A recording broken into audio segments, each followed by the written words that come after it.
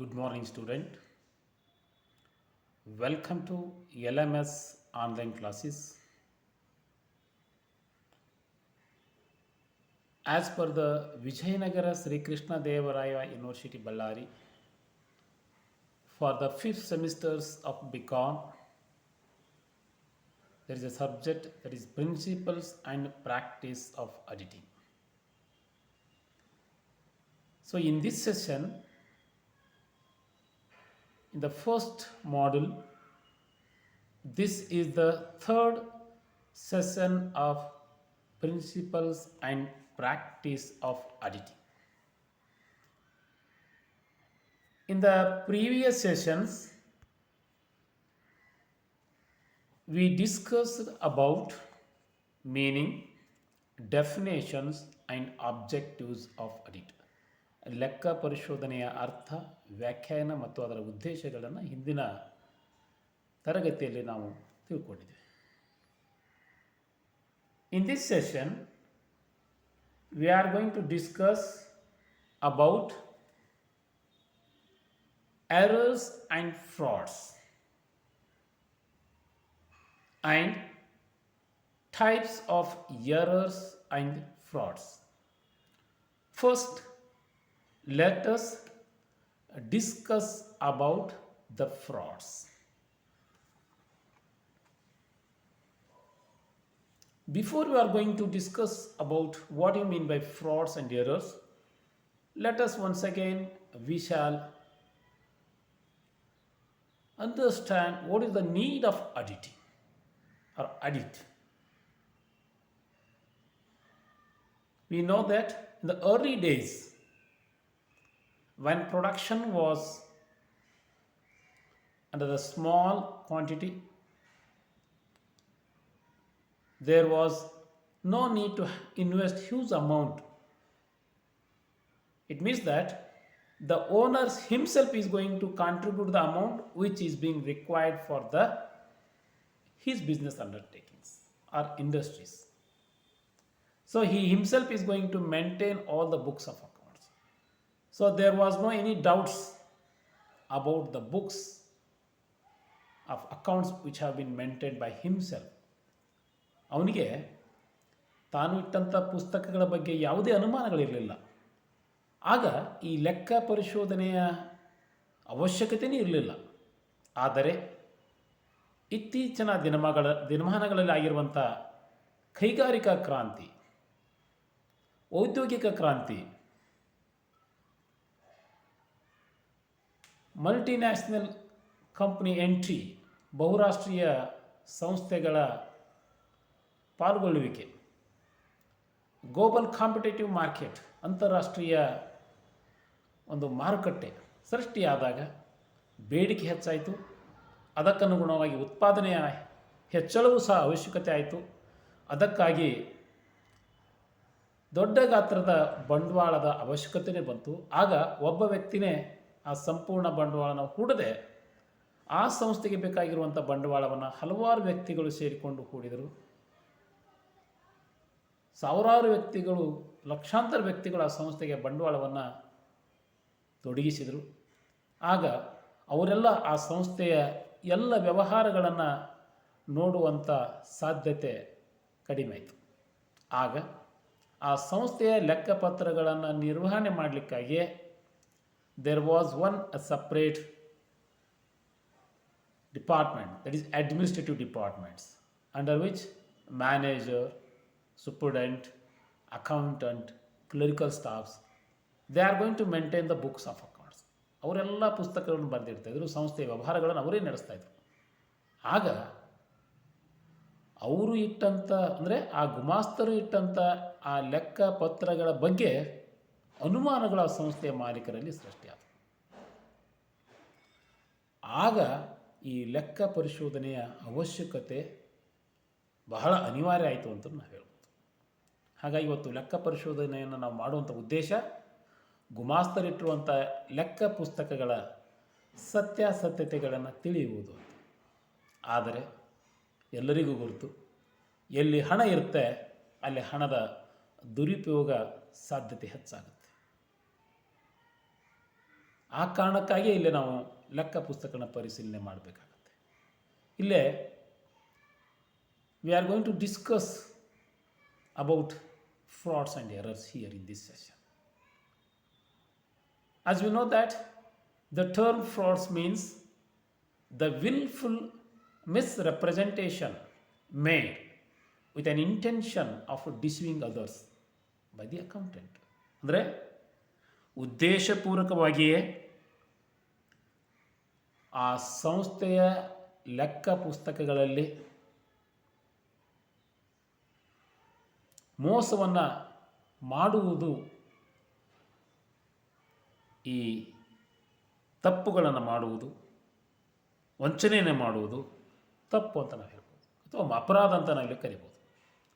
It is a deliberate mistakes which is being committed in the accounts which have been maintain by an accountant that is with a view to get his personal benefit. ಅಂದರೆ ವೈಯಕ್ತಿಕವಾಗಿ ತಾನು ಹಣದ ಲಾಭ ಪಡೆಯುವ ಉದ್ದೇಶದಿಂದ ಉದ್ದೇಶಪೂರ್ವಕವಾಗಿ ಲೆಕ್ಕಗಳನ್ನು ಬರೆಯುವಾಗ ತಪ್ಪುಗಳನ್ನು ಮಾಡುವುದು, ವಂಚನೆಯನ್ನು ಮಾಡುವುದನ್ನು ಇಲ್ಲೇ ನಾವು ಮೋಸ ಅಂತ ಹೇಳಿ ಕರೀಬೋದು. So it is always made intentionally, means frauds occur intentionally. ಯಾವುದೇ ತಪ್ಪುಗಳಿಂದ ನಾವಿಲ್ಲೇ ಮೋಸಗಳ ಮಾಡೋಲ್ಲ. ಉದ್ದೇಶಪೂರ್ವಕವಾಗಿ ಮತ್ತೊಬ್ಬರನ್ನು ವಂಚಿಸಬೇಕು ಅನ್ನೋ ದೃಷ್ಟಿಯಿಂದ ಅಥವಾ ಹಣದ ದುರುಪಯೋಗ ಮಾಡಬೇಕು ಅನ್ನೋ ದೃಷ್ಟಿಯಿಂದ ಇಲ್ಲಿ ನಾವು ಮೋಸಗಳನ್ನು ಮಾಡ್ತೀವಿ ಅಂತ ಹೇಳ್ಬೋದು. ನೆಕ್ಸ್ಟ್, ಟೈಪ್ಸ್ ಆಫ್ ಫ್ರಾಡ್ಸ್ ಅಂದರೆ ಮೋಸದ ಪ್ರಕಾರಗಳು. ಇಲ್ಲೇ ನಾವು ಮೋಸದ ಪ್ರಕಾರಗಳನ್ನು 3 ವಿಧದಲ್ಲಿ ಅಧ್ಯಯನ ಮಾಡ್ತೀವಿ. That is first, appropriation of accounts. Appropriation of cash. Cash may be misappropriate in any of the following ways. ಹಣದ ದುರುಪಯೋಗ. ಇಲ್ಲಿ ಹಣದ ದುರುಪಯೋಗವನ್ನು ಕೆಳಗಿನ 4 ವಿಧಗಳಲ್ಲಿ ಯಾವುದಾದ್ರೂ ಒಂದು ಮೂಲದಿಂದ ನಾವು ಹಣದ ದುರುಪಯೋಗವನ್ನು ಮಾಡ್ಬೋದು.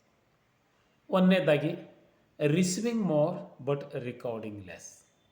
ಅಂದರೆ ಪಡೆದ ಹಣಕ್ಕಿಂತಲೂ ಕಡಿಮೆ ಮೊತ್ತವನ್ನು ಲೆಕ್ಕದ ಪುಸ್ತಕಗಳಲ್ಲಿ ಬರೆಯುವುದು. ಉದಾಹರಣೆಗೆ, if I receive ₹20,000 from mister X on account of sales. 20,000 ರೂಪಾಯಿ ಹಣವನ್ನು ಎಕ್ಸಿಂದ ಪಡ್ಕೊಂಡಿರ್ತೇವೆ. ಆದರೆ ಇಲ್ಲೇ ನಾವು ಬರೆಯುವಾಗ 20,000 ಬದಲಾಗಿ 2,000 ಬರೆಯೋದು, ಅಥವಾ 20,000 ಬದಲಾಗಿ 5,000 ಬರೆಯೋದು. ಪಡೆದ ಹಣಕ್ಕಿಂತ ಕಡಿಮೆ ಬರೆಯುವಂಥದ್ದು. ಇದರಿಂದಲೂ ಸಹ ಇಲ್ಲೇ ಹಣದ ದುರುಪಯೋಗ ಆಗುತ್ತೆ. ಎರಡನೇದು, ಆಮಿಟಿಂಗ್ ಟು ಎಂಟರ್ ದ ರಿಸೀಟ್ಸ್. ಅಂದರೆ ಪಡೆದ ಹಣವನ್ನು ನಗದು ಪುಸ್ತಕದಲ್ಲಿ ಪೂರ್ತಿಯಾಗಿ ಬರೆಯದೇ ಇರಬಹುದು. ಆಮಿಟಿಂಗ್ ಟು ಎಂಟರ್ ದ ರಿಸೀಟ್ಸ್ ಅಂದರೆ ವಸ್ತುಗಳನ್ನು ಮಾರಾಟ ಮಾಡಿದಾಗ ನಮಗೆ 10,000 ರೂಪಾಯಿ ಹಣ ಬಂದಿದೆ ಅಂತ ತಿಳ್ಕೊಂಡು, ಆ 10,000 ರೂಪಾಯಿನೂ ಸಂಪೂರ್ಣವಾಗಿ ನಗದು ಪುಸ್ತಕದಲ್ಲಿ, ಮಾರಾಟ ಪುಸ್ತಕದಲ್ಲಿ ಬರೆಯೋದನ್ನು ಬಿಟ್ಟುಬಿಡೋದು. ಉದ್ದೇಶಪೂರ್ವಕವಾಗಿ ಆ ಹಣವನ್ನು ನಾನು ವೈಯಕ್ತಿಕವಾಗಿ ನನ್ನ ಸ್ವಂತಕ್ಕಾಗಿ ಬಳಕೆ ಮಾಡಿಕೊಳ್ಳುವಂಥ ಉದ್ದೇಶದಿಂದ. ಇದು ಸಹ ಎರಡನೆಯ ಒಂದು ಮೋಸದ ಪ್ರಕಾರ. ಮೂರನೇದು, entering payment without actual payment. Entering payment without actual payment ಅಂದರೆ ಹಣ ಪಾವತಿ ಮಾಡದೆ ಅದನ್ನು ಪಾವತಿ ಮಾಡಿದೆ ಎಂದು ಬರೆಯೋದು. ಯಾವುದೇ ವೆಚ್ಚ, ಉದಾಹರಣೆಗೆ 10,000 ರೂಪಾಯಿ ಟ್ರಾನ್ಸ್ಪೋರ್ಟೇಷನ್ ಎಕ್ಸ್ಪೆಂಡಿಚರ್ ಕೊಟ್ಟಿದ್ದೇನೆ ಅಂತ ನಾನು ಇಲ್ಲೇ ಟ್ರಾನ್ಸ್ಪೋರ್ಟೇಷನ್ ಕಾರ್ಟ್ನಲ್ಲಿ ಬರೆಯೋದು ಮತ್ತು ನಗದು ಪುಸ್ತಕದಲ್ಲಿ ಬರೆಯೋದು. ಆದರೆ ನಿಜವಾಗಿ 10,000 ರೂಪಾಯಿ ನಾನು ಸಂದಾಯ ಮಾಡಿರೋದಿಲ್ಲ, ಅದನ್ನು ವೈಯಕ್ತಿಕವಾಗಿ ನಾನೇ ನನ್ನ ವೈಯಕ್ತಿಕವಾಗಿ ಉಪಯೋಗ ಮಾಡಿಕೊಳ್ಳೋದು. ಈ ರೀತಿ ನಾವು ಹಣದ ದುರುಪಯೋಗ ಮಾಡ್ಕೊಳ್ಳೋದು. ನಾಲ್ಕನೇದಾಗಿ, entering more than what is actually spent. ಅಂದರೆ ಕಡಿಮೆ ಹಣ ಪಾವತಿ ಮಾಡಿ ಹೆಚ್ಚು ಮೊತ್ತವನ್ನು ಬರೆಯುವಂಥದ್ದು. 5,000 ರೂಪಾಯಿ ಹಣವನ್ನು ಯಾವುದೋ ಒಂದು ಖರ್ಚಿಗೆ ನಾನು ಮಾಡಿರ್ತೀನಿ, ಅದನ್ನು 10,000 ರೂಪಾಯಿ ಅಂತ ಬರೋದು. ಇಲ್ಲಿ ಸಹ ನಾನು 5,000 ರೂಪಾಯಿ ದುರುಪಯೋಗ ಮಾಡ್ಬೋದು. ಈ ರೀತಿಯಾಗಿ ಈ 4 ವಿಧಗಳಲ್ಲಿ ನಾವು ಹಣದ ದುರುಪಯೋಗನ ಮಾಡಿಕೊಳ್ಬೋದು. ಇನ್ನು ಎರಡನೇದಾಗಿ ಮೋಸದ ಪ್ರಕರಣದಲ್ಲಿ ಮಿಸ್ ಅಪ್ರಾಪ್ರಿಯೇಷನ್ ಆಫ್ ಗೂಡ್ಸ್, ಅಂದರೆ ಸರಕುಗಳ ದುರುಪಯೋಗ ಅಂತ. ಇಲ್ಲಿ ಕೇವಲ ಹಣದ ದುರುಪಯೋಗ ಅಷ್ಟೇ ಮಾಡ್ತೀವಿ ಅಂತಲ್ಲ, ಸರಕುಗಳ ದುರುಪಯೋಗವೂ ಸಹ ಆಗ್ಬೋದು. ಇದು ಒಂದು ಮೋಸದ ಪ್ರಕರಣಕ್ಕೆ ಮುಖ್ಯ ಕಾರಣ. ಅಂದರೆ ಗುಮಾಸ್ತರಿಂದ ಹಣದ ದುರುಪಯೋಗವಾಗದಂತೆ ಸರಕುಗಳ ದುರುಪಯೋಗವೂ ಸಹ ಆಗುತ್ತದೆ. ಅಂದರೆ ಸಣ್ಣ ಗಾತ್ರದ ಮತ್ತು ಹೆಚ್ಚು ಬೆಲೆಯ ಸರಕುಗಳನ್ನು ಗುಮಾಸ್ತರು ಬಹಳ ಸುಲಭವಾಗಿ ದುರುಪಯೋಗ ಮಾಡಿಕೊಳ್ಬೋದು. ಇಂಥ ಮೋಸವನ್ನು ಕಂಡುಹಿಡಿಯೋದು ಬಹಳದ ಕಷ್ಟದ ಕೆಲಸ ಅಂತೇಳಿ. ಇವುಗಳನ್ನು ನಾವು ಕಂಡುಹಿಡಿಯಬಹುದು ಅಥವಾ ಅದನ್ನು ಸಾಧ್ಯವಾದಷ್ಟು ತಡೆಗಟ್ಟಬಹುದು ಅಂತ. ಇದಕ್ಕಾಗಿ ಸರಕುಗಳ ಖರೀದಿ ಮತ್ತು ಮಾರಾಟಗಳ ಸರಿಯಾದ ಜಮಾ ಖರ್ಚನ್ನು ಮಾಡುವುದು, ನಿಯತಕಾಲಿಕವಾಗಿ ದಾಸ್ತಾನಲ್ಲಿರುವಂಥ ಸರಕುಗಳನ್ನು ಪರೀಕ್ಷಿಸುವುದು, ಒಟ್ಟು ಲಾಭವನ್ನು ಒಟ್ಟು ವಿಕ್ರಯದೊಂದಿಗೆ ಶೇಕಡವಾರು ಹೋಲಿಸಿ ನೋಡುವುದು, ಇವೇ ಮೊದಲಾದ ವಿಧಾನಗಳನ್ನು ಅನುಸರಿಸಿ ನಾವು ಈ ಸರಕುಗಳನ್ನು ದುರುಪಯೋಗ ಆಗುವುದನ್ನು ನಿಯಂತ್ರಿಸಬಹುದು. ಸಾಮಾನ್ಯವಾಗಿ ಸರಕುಗಳ ದುರುಪಯೋಗ ಆಗೋದು ಸರಕುಗಳ ಗಾತ್ರ ಕಡಿಮೆ ಇರುತ್ತೆ, ಅದರ ಮೌಲ್ಯ ಹೆಚ್ಚಾಗಿರುತ್ತೆ. ಈ ಮೋಸದ ಪ್ರಕರಣದಲ್ಲಿ ಮೂರನೇ ವಿಧಾನವನ್ನು ನೋಡ್ತಾ ಇರುವಾಗ ಮ್ಯಾನಿಪ್ಯುಲೇಷನ್ ಆಫ್ ಅಕೌಂಟ್, ಅಂದರೆ ಸುಳ್ಳು ಲೆಕ್ಕಪತ್ರಗಳನ್ನು ಸೃಷ್ಟಿಸುವುದು. ಸುಳ್ಳು ಲೆಕ್ಕಪತ್ರಗಳನ್ನು ಸೃಷ್ಟಿಸುವುದು ಸಾಮಾನ್ಯವಾಗಿ ಈ ಕೂಡು ಬಂಡವಾಳ ಸಂಸ್ಥೆಗಳಲ್ಲಿ ಹೆಚ್ಚಾಗಿ ಕಂಡುಬರುತ್ತದೆ. ಇದನ್ನು ಅತ್ಯಂತ ಜವಾಬ್ದಾರಿಯುಳ್ಳ ವ್ಯಕ್ತಿಗಳಾದಂಥ ವ್ಯವಸ್ಥಾಪಕರು ಅಥವಾ ನಿರ್ದೇಶಕರು ಮಾಡಬಹುದು. ಅವರು ಇದನ್ನು ತಮ್ಮ ಒಂದು ನಿರ್ದಿಷ್ಟ ಉದ್ದೇಶವನ್ನು ಸಾಧಿಸಲು ಮಾಡುವಂಥ ಪ್ರಕರಣ ಆಗುತ್ತೆ. ಸಂಸ್ಥೆಯ ನಿಜವಾದಂಥ ಹಣಕಾಸಿನ ಪರಿಸ್ಥಿತಿಯನ್ನು ಬಚ್ಚಿಟ್ಟು ಭಿನ್ನವಾದ ಮತ್ತು ಆಕರ್ಷಕವಾದ ಚಿತ್ರವನ್ನು ತೋರಿಸುವಂಥ ಉದ್ದೇಶಕ್ಕಾಗಿಯೇ ಇಲ್ಲಿ ಸುಳ್ಳು ಲೆಕ್ಕಪತ್ರಗಳನ್ನು ಸೃಷ್ಟಿಸಬಹುದು. ಅಂದರೆ ಆ ಸಂಸ್ಥೆಯ ಮಾಲೀಕರು ಸಾಮಾನ್ಯವಾಗಿ ನೈಜ ಲೆಕ್ಕ ಪುಸ್ತಕಗಳನ್ನು ತೋರಿಸದೆ ಕೃತಕವಾಗಿ ಲೆಕ್ಕ ಪುಸ್ತಕಗಳನ್ನು ಸೃಷ್ಟಿಸಬಹುದು ಅಂತ. ಸುಳ್ಳು ದಾಖಲೆಗಳ ಪತ್ರಗಳನ್ನು ಹಲವಾರು ಉದ್ದೇಶಕ್ಕಾಗಿ ಈ ಸಂಸ್ಥೆಯ ವ್ಯವಸ್ಥಾಪಕ ಮಂಡಳಿಗಳು ಅಥವಾ ನಿರ್ದೇಶಕರು ಸೃಷ್ಟಿಸಬಹುದು ಅಂತ ಹೇಳ್ಬೋದು. ಸಾಮಾನ್ಯವಾಗಿ ಈ ಸುಳ್ಳು ದಾಖಲೆಗಳನ್ನು ಸೃಷ್ಟಿಸುವಂಥವರ ಉದ್ದೇಶ ಸಂಸ್ಥೆಯ ನೈಜ ಲಾಭಕ್ಕಿಂತಲೂ ಹೆಚ್ಚು ಲಾಭವನ್ನು ತೋರಿಸುವ ಉದ್ದೇಶ. ಕಾರಣ ಅವರ ಶುಲ್ಕ ಕಮಿಷನನ್ನು ಹೆಚ್ಚಿಸಿಕೊಳ್ಳಲಿಕ್ಕೆ ಅಥವಾ ತಮ್ಮ ದಕ್ಷತೆ ಚೆನ್ನಾಗಿದೆ ಅಂಥೇಳಿ ಸಂಸ್ಥೆಯ ಮಾಲೀಕರಾದಂಥ ಷೇರುದಾರಿಗೆ ತೋರಿಸಲಿಕ್ಕಾಗಿ, ಅಥವಾ ಅವರಿಗೆ ಅಧಿಕ ಪ್ರಮಾಣದಲ್ಲಿ ಷೇರುಗಳನ್ನು ಹೊಂದಿದ್ದರೆ ಈ ರೀತಿಯಾಗಿ ಲಾಭವನ್ನು ಹೆಚ್ಚಿಗೆ ತೋರಿಸಿ ಕೃತಕ ಲಾಭವನ್ನು ಸೃಷ್ಟಿಸಿ ಆ ಷೇರುಗಳ ಮೌಲ್ಯವನ್ನು ಮಾರುಕಟ್ಟೆಯಲ್ಲಿ ಹೆಚ್ಚಿಸಿ ತಮ್ಮ ಷೇರುಗಳನ್ನು ಹೆಚ್ಚಿನ ಬೆಲೆಗೆ ಮಾರುವಂಥ ಉದ್ದೇಶಕ್ಕಾಗಿರ್ಬೋದು. ಅಥವಾ ಸಂಸ್ಥೆ ಹಣಕಾಸಿನ ಸ್ಥಿತಿಯು ಉತ್ತಮವಾಗಿದೆ ಎಂದು ತೋರಿಸಿ ಹೆಚ್ಚು ಸಂಭಾವನೆಯನ್ನು ಪಡೆಯುವಂಥ ಉದ್ದೇಶಕ್ಕಾಗಿರ್ಬೋದು. ಅಥವಾ ಸಂಸ್ಥೆ ತಾವು ಹೊಸ ಷೇರುಗಳನ್ನು ಬಿಡುಗಡೆ ಮಾಡುವಂಥ ಉದ್ದೇಶ ಹೊಂದಿದ್ದರೆ ಆ ಹೊಸ ಷೇರುಗಳನ್ನು ಸುಲಭವಾಗಿ ಮಾರಾಟ ಮಾಡುವ ಉದ್ದೇಶಕ್ಕಾಗಿರ್ಬೋದು. ಅಥವಾ ಸಂಸ್ಥೆಯ ವರಮಾನ ತೆರಿಗೆಯ ಭಾರವನ್ನು ಕಡಿಮೆ ಮಾಡುವ ಉದ್ದೇಶಕ್ಕಾಗಿರ್ಬೋದು. ಅಥವಾ ಸಂಸ್ಥೆಯ ಷೇರುಗಳಲ್ಲಿ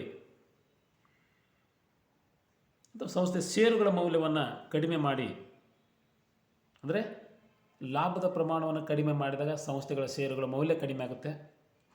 ಆಗ ಆ ಷೇರುಗಳನ್ನು ತಾವೇ ಖರೀದಿ ಮಾಡುವಂಥ ಉದ್ದೇಶಕ್ಕಾಗಿರ್ಬೋದು, ಅಥವಾ ಹೊಸ ಪೈಪೋಟಿದಾರರು ತಮ್ಮ ಸಂಸ್ಥೆಯ ವ್ಯವಹಾರವನ್ನು ಕೈಗೊಳ್ಳಬಾರದು ಅನ್ನೋ ದೃಷ್ಟಿಯಿಂದ ತಮ್ಮ ಸಂಸ್ಥೆಯ ಲಾಭವನ್ನು ಕಡಿಮೆ ತೋರಿಸುವಂಥ ಉದ್ದೇಶಕ್ಕೆ, ಈ ರೀತಿ ಹಲವಾರು ಉದ್ದೇಶಗಳನ್ನು ಇಟ್ಟುಕೊಂಡು ಆ ಸಂಸ್ಥೆಯ ವ್ಯವಸ್ಥಾಪಕರಾಗಿ ಅಥವಾ ನಿರ್ದೇಶಕ ಮಂಡಳಿಯವರು ಈ ಕೃತಕ ಲೆಕ್ಕಪತ್ರಗಳನ್ನು ಸೃಷ್ಟಿಸಬಹುದು. ಈ ಕೃತಕ ಲೆಕ್ಕಪತ್ರಗಳನ್ನು ಸೃಷ್ಟಿಸಲಿಕ್ಕೆ ಹಲವಾರು ವಿಧಾನಗಳನ್ನು ಅವರು ಅನುಸರಿಸಬಹುದು. ಸವಕಳಿ ಮೊತ್ತವನ್ನು ಕಡಿಮೆ ಮಾಡಬಹುದು ಅಥವಾ ಹೆಚ್ಚಿಗೆ ತೋರಿಸ್ಬೋದು. ಆಸ್ತಿಗಳ ಮೌಲ್ಯವನ್ನು ಕಡಿಮೆ ಮಾಡ್ಬೋದು ಅಥವಾ ಹೆಚ್ಚಿಗೆ ತೋರಿಸ್ಬೋದು. ಅಥವಾ ವೆಚ್ಚಗಳನ್ನು ಹೆಚ್ಚಿಗೆ ತೋರಿಸಿ ಲಾಭ ಕಡಿಮೆ ಮಾಡಿಸ್ಬೋದು. ಅಥವಾ ಲಾಭವನ್ನು ಹೆಚ್ಚಿಗೆ ತೋರಿಸಿ ಆದಾಯವನ್ನು ಹೆಚ್ಚಿಗೆ ತೋರಿಸಿ ಲಾಭ ಹೆಚ್ಚಿಸ್ಕೊಳ್ಬೋದು. ಅಥವಾ ಕಂದಾಯ ವೆಚ್ಚವನ್ನು ಬಂಡವಾಳ ವೆಚ್ಚವೆಂದು ತೋರಿಸಿ ಅಥವಾ ಬಂಡವಾಳ ವೆಚ್ಚವನ್ನು ಕಂದಾಯ ವೆಚ್ಚವೆಂದು ತೋರಿಸ್ಬೋದು. ಈ ರೀತಿ ಹಲವಾರು ವಿಧಾನಗಳನ್ನು ಅನುಸರಿಸಿ ಆ ಸಂಸ್ಥೆಯ ನಿರ್ದೇಶಕ ಮಂಡಳಿಯವರು ಕೃತಕ ಲೆಕ್ಕ ಪುಸ್ತಕಗಳನ್ನು ಸೃಷ್ಟಿಸಿ ಇಲ್ಲಿ ಈ ರೀತಿಯಾಗಿರುವಂಥ ಮೋಸವನ್ನು ಎಸಗಬಹುದಂತ. ಇದು ಮೋಸಕ್ಕೆ ಸಂಬಂಧಪಟ್ಟ ಹಾಗೆ ಇರುವಂಥ ವಿವಿಧ ಪ್ರಕಾರಗಳು ಮತ್ತು ಮೋಸದ ವಿಧಗಳನ್ನು ನಾವಿಲ್ಲಿ ನೋಡಿದ್ವಿ. ಇನ್ನು ಮುಂದೆ ಎರರ್ಸ್, ತಪ್ಪುಗಳು. ಇಲ್ಲೇ ತಪ್ಪುಗಳೆಂದರೆ ಗುಮಾಸ್ತರು ಅಜ್ಞಾನದಿಂದಾಗಲಿ ಅಥವಾ ಅವರ ಅಲಕ್ಷ್ಯತನದಿಂದಾಗಲಿ ಸಂಭವಿಸುವಂಥ ದೋಷಗಳು ತಪ್ಪುಗಳಂತ ಕರೀಬೋದು. ತಪ್ಪುಗಳು ಸಾಮಾನ್ಯವಾಗಿ ಯಾವುದೇ ದುರುದ್ದೇಶ ಇಲ್ಲದೆ, ಅಂದರೆ ಯಾವುದೇ ಒಂದು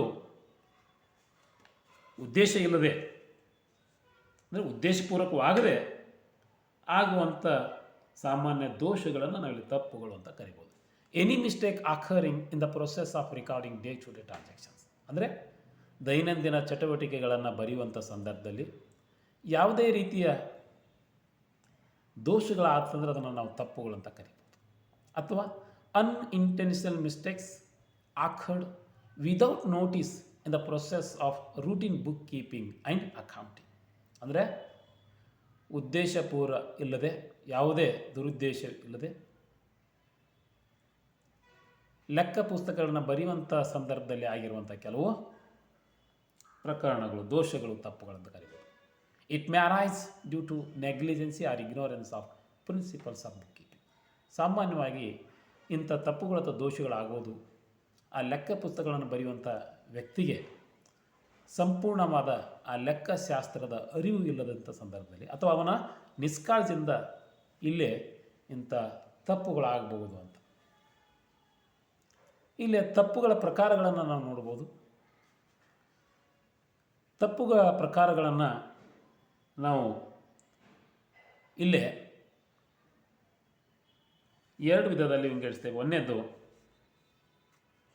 technical errors or clerical errors, ಅಂದರೆ ತಾಂತ್ರಿಕ ತಪ್ಪುಗಳು ಅಥವಾ ಗುಮಾಸ್ತರ ತಪ್ಪುಗಳು. ಅಂದರೆ ಹೇಳಿದ್ನಲ್ಲ, ಆ ಲೆಕ್ಕಗಳನ್ನು ಬರೆಯುವಂಥ ಗುಮಾಸ್ತರು ಅವರ ಅಜ್ಞಾನದಿಂದ, ಅವರ ಅಲಕ್ಷ್ಯತನದಿಂದ, ಅವರ ನಿಷ್ಕಾಳಜಿಯಿಂದ ಆಗುವಂಥ ತಪ್ಪುಗಳನ್ನು ನಾವಿಲ್ಲಿ clerical errors or technical errors ಅಂತ ಕರೀತೀವಿ. Errors committed in process of recording books of accounts, they R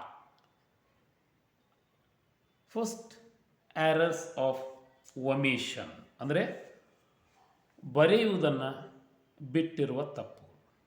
ಅಲ್ಲೇ ಸಾಮಾನ್ಯವಾಗಿ ಗುಮಾಸ್ತರು ಅಲಕ್ಷ್ಯತನದಿಂದ ಇಂಥ ತಪ್ಪುಗಳ ಸಂಭವಿಸ್ತವೆ. ಯಾವುದೇ ವ್ಯವಹಾರಗಳನ್ನು ಲೆಕ್ಕದ ಪುಸ್ತಕಗಳಲ್ಲಿ ಪೂರ್ತಿಯಾಗಿ ಇಲ್ಲವೇ ಭಾಗಶಃ ಬರೆಯುವುದನ್ನೇ ಬಿಟ್ಟಾಗ ಇಂಥ ತಪ್ಪುಗಳು ಸಾಮಾನ್ಯವಾಗಿ ಸಂಭವಿಸಬಹುದು ಅಂತ ಹೇಳ್ಬೋದು. This is called errors of omission, ಅಂದರೆ ಬರೆಯುವುದನ್ನೇ ಬಿಟ್ಟಂಥ ತಪ್ಪು. ಎರಡನೇದಾಗಿ ಎರರ್ಸ್ ಆಫ್ ಕಮಿಷನ್, ಬರೆಯುವಾಗ ಸಂಭವಿಸುವಂಥ ತಪ್ಪುಗಳು. ಅಂದರೆ ಲೆಕ್ಕದ ಮೂಲ ಪುಸ್ತಕಗಳಲ್ಲಿಯೇ, ಅಂದರೆ ರೋಜ್ ವಹಿಗಳಲ್ಲಿ ಮತ್ತು ಖಾತೆ ವಹಿಗಳಲ್ಲಿ ವ್ಯವಹಾರಗಳನ್ನು ಪೂರ್ತಿಯಾಗಿ ಇಲ್ಲವೇ ಭಾಗಶಃ ತಪ್ಪು ಬರೆದಾಗ ಇಂಥ ತಪ್ಪುಗಳು ಸಂಭವಿಸ್ತವೆ ಅಂತ ಹೇಳ್ಬೋದು.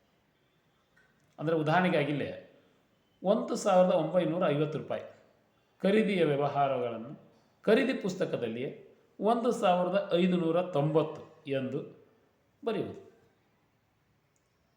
ಹೀಗೆ ಲೆಕ್ಕದ ಮೂಲ ಪುಸ್ತಕಗಳಲ್ಲಿ ಸಂಭವಿಸಿದ ತಪ್ಪುಗಳಿಂದ ಬಾಕಿಗಳ ತಾಳೆಪಟ್ಟಿಯ ಮೇಲೆ ಯಾವುದೇ ಪರಿಣಾಮ ಬೀರಲಿಲ್ಲ. ಆದಾಗ್ಯೂ ಸಹಿತ ನಾವು ಇಲ್ಲೇ ಅವುಗಳನ್ನು ಕೂಲಂಕುಷವಾಗಿ ಹೋಲಿಕೆ ಮಾಡಿ ಪರಿಶೀಲಿಸಿ ಇಂಥ ತಪ್ಪುಗಳನ್ನು ಗುರುತಿಸಬಹುದು. ಮೂರನೇದಾಗಿ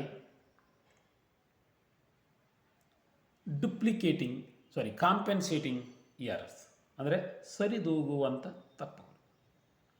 ಅಂದರೆ ಇಲ್ಲಿ ಲೆಕ್ಕ ಬರೆಯುವಾಗ ಆ ಗುಮಾಸ್ತನು ಒಂದು ತಪ್ಪು ಇನ್ನೊಂದು ತಪ್ಪಿನಿಂದ ಸರಿದೂಗಿದಾಗ ಅಥವಾ ಒಂದು ತಪ್ಪು ಎರಡು ಅಥವಾ ಎರಡಕ್ಕಿಂತ ಹೆಚ್ಚು ತಪ್ಪುಗಳಿಂದ ಸರಿದಾಗ ಇಂಥ ತಪ್ಪುಗಳಾಗುತ್ತವೆ ಅಂತ ಹೇಳ್ಬೋದು.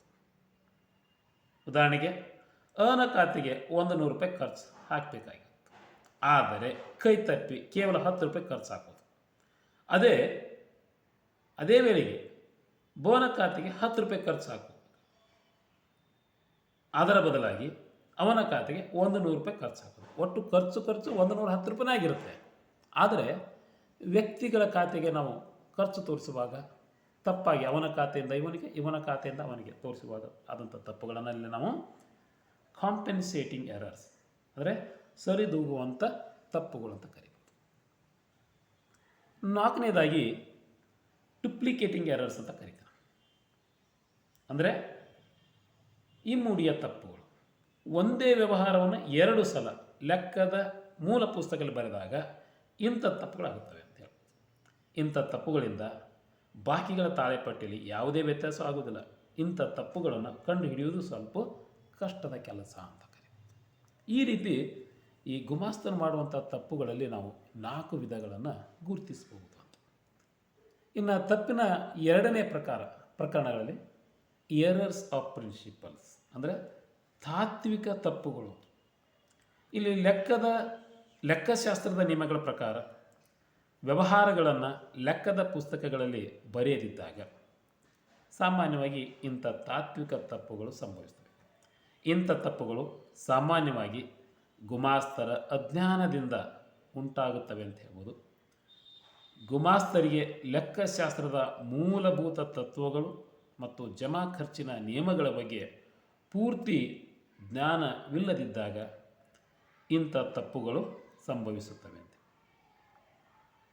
ಅಂದರೆ ಉದಾಹರಣೆಗೆ ಸಂಸ್ಥೆಯ ಒಂದು ದೊಡ್ಡ ಪ್ರಮಾಣದ ವೆಚ್ಚ ಮಾಡಿದಾಗ ಬಂಡವಾಳದ ವೆಚ್ಚವೆಷ್ಟು ಮತ್ತು ಕಂದಾಯ ವೆಚ್ಚ ಎಷ್ಟು ಎಂಬುದನ್ನು ಸುಲಭವಾಗಿ ನಿರ್ಧರಿಸದಿರುವಾಗ ಕೊಡಬೇಕಾದ ವೆಚ್ಚದ ಬಾಬುಗಳನ್ನು ಅಥವಾ ಮುಂಗಡಗಳನ್ನು ಕೊಟ್ಟ ವೆಚ್ಚದ ಬಾಬುಗಳನ್ನು ಗಣನೆಗೆ ತೆಗೆದುಕೊಳ್ಳದಿರುವುದರಿಂದ ಸ್ಥಿರಾಸ್ತಿಗಳ ಅಥವಾ ಕೊನೆ ಶಿಲ್ಕು ಮಾಲಿನ ಬೆಲೆಯನ್ನು ಸರಿಯಾಗಿ ಕಟ್ಟದಿರುವಾಗ ಸವಕಳಿ, ಕರಡು ಸಾಲ, ಸಮಸ್ಯಾಸ್ಪದ ಸಾಲ ಮೊದಲಾದವುಗಳನ್ನು ಸರಿಯಾಗಿ ನಿರ್ಧರಿಸದಿರುವಾಗ ಇಂಥ ತಪ್ಪುಗಳು ಸಂಭವಿಸ್ತವೆ ಅಂತ ಹೇಳ್ಬೋದು. ಒಟ್ಟಿನಲ್ಲಿ ಈ ರೀತಿ ತಾತ್ವಿಕ ತಪ್ಪುಗಳು ಆ ಸಂಸ್ಥೆಯ ಲೆಕ್ಕಗಳನ್ನು ಬರೆಯುವಂಥ ಗುಮಾಸ್ತನಿಗೆ ಲೆಕ್ಕಶಾಸ್ತ್ರದ ಸಂಪೂರ್ಣ ಜ್ಞಾನವಿಲ್ಲದಿದ್ದಾಗ ಇಂಥ ತಪ್ಪುಗಳು ಸಂಭವಿಸ್ತವಂತ ಹೇಳಿ ನಮ್ಮಲ್ಲೇ ಹೇಳ್ಬೋದು. ಈ ರೀತಿಯಾಗಿ ನಾವು ಇಲ್ಲಿವರೆಗೆ ನಾವು ತಪ್ಪುಗಳು, ಅಪರಾಧಗಳು, ತಪ್ಪುಗಳ ಮತ್ತು ಅಪರಾಧಗಳ ವಿವಿಧ ಪ್ರಕಾರಗಳನ್ನು ನೋಡಿದ್ವಿ. ಕೊನೆಯದಾಗಿ ಇಷ್ಟೇ ಹೇಳ್ಬೋದು, an error means unintentional mistakes whereas a fraud is an intentional mistake. ಅಕಸ್ಮಿತವಾಗಿ ಆಗಿರುವಂಥ ದೋಷಕ್ಕೆ ತಪ್ಪಂತ ಹೇಳ್ತೀವಿ. ಉದ್ದೇಶಪೂರ್ವಕವಾಗಿ ಆಗಿರುವಂಥ ತಪ್ಪಿಗೆ ಇಲ್ಲೇ ಮೋಸ ಅಂತ ಕರಿಬೋದು. ಅದಕ್ಕೆ ಇನ್ನೊಂದು ಹೆಸರು ಅಪರಾಧ ಅಂತ ಕರೆದು ತಪ್ಪಾಗಲ್ಲ. ತಾವು ಸಂಪೂರ್ಣವಾಗಿ ಮೋಸ ಮತ್ತು ಅಪರಾಧ ಈ 2 ವಿಷಯ ಬಗ್ಗೆ ತಿಳಿದುಕೊಂಡಿದ್ದಾರೆ ಅಂತ ಭಾವಿಸಿದ್ದೇನೆ. ಪುನಃ ನಾವು ಮುಂದಿನ ಸೆಷನ್ನಲ್ಲಿ ಭೇಟಿಯಾಗೋಣ. ನಮಸ್ಕಾರಗಳು.